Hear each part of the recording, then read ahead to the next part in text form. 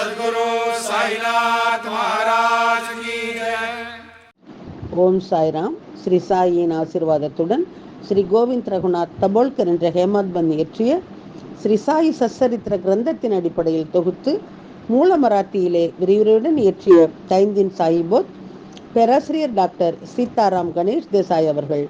இந்த நூலின் தமிழ் மொழிபெயர்ப்பு ஸ்ரீ சாயினுடைய தினசரி ஞான போதனை. தொகுத்து வழங்குபவர் டி.ஆர். மாதவன் அவர்கள். பிரார்த்தனை.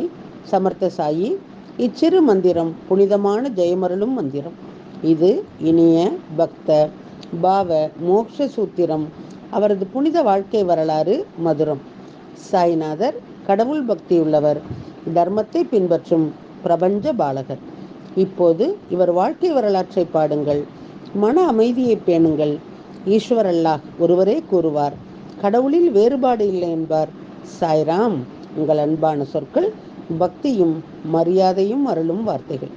ஸ்ரீ சாயினுடைய இன்றைய ஞான போதனை அத்தியாயம் 5, ஓவி 92.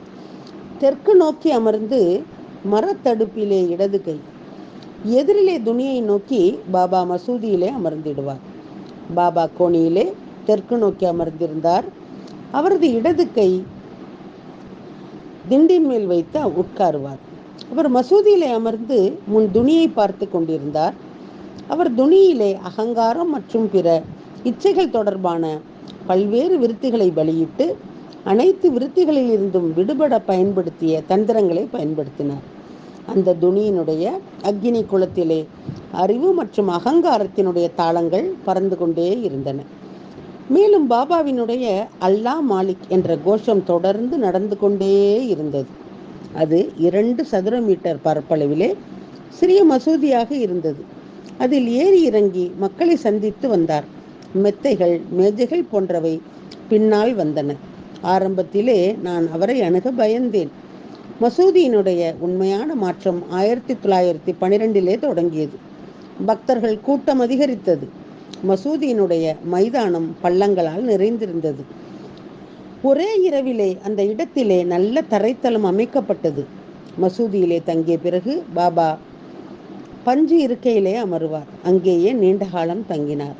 பாபா காலிலே சலங்கை கட்டியபடி கஞ்சாரியினுடைய தாளத்திற்கு அழகமாக நடனமாடி அன்புடன் மெல்லிசை பாடல்களை பாடிக்கொண்டிருந்தார். சாய் சமர்த் தீபாவளி அன்று மிகவும் உற்சாகமாக இருந்தார். அப்போது அவரே கடைக்காரர்களிடம் சென்று விளக்கு ஏற்ற எண்ணெய் கேட்பது வழக்கம். கையிலே குவளையுடன் எண்ணெய் கடைக்குள் சென்று எண்ணெய் பிச்சை எடுத்து பாத்திரத்தை நிரப்புவது வழக்கம். கோவில்கள் மற்றும் மசூதிகளில் அவர்கள் பிரகாசமான விளக்குகளை ஏற்றி வைப்பார். சில வருடங்கள் நன்றாக இந்த சேவை செய்து வந்தார். பாபா துணிக்கந்தல்களை எடுத்து திரியை செய்து மசூதியிலே விளக்கேற்றுவார். ஆனால் ஒரு வருடம் பாபா தினமும் இலவச எண்ணெய் கேட்டு வருகின்றார். அவரை தடுக்க அனைத்து கடைக்காரர்கள் ஒரு தந்திரமான திட்டம் செய்தார்கள். உலக நாயகன் ஏன் எண்ணெய்க்காக பிச்சை எடுக்க வேண்டும்? பரபிரம்மம் ஸ்ரீகிருஷ்ணருக்கு ஏன் வெண்ணெய் திருடனாக வேண்டும்? மனித உருவம் ஏற்றுக்கொள்ளப்பட்டவுடன் அந்த மனிதனின் செயல் வாழும் வாழ்க்கையின் கொள்கையை கற்பனை செய்ய வேண்டும். தங்க மலைகள் கற்களாக மாறிவிட்டார். இரவோடு இரவாக கற்பக மரம். ஸ்ரீ துக்காராம்.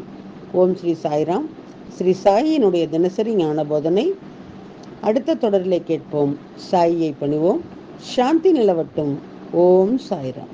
सच्चिदानंद सद्गुरु साईनाथ महाराज की जय।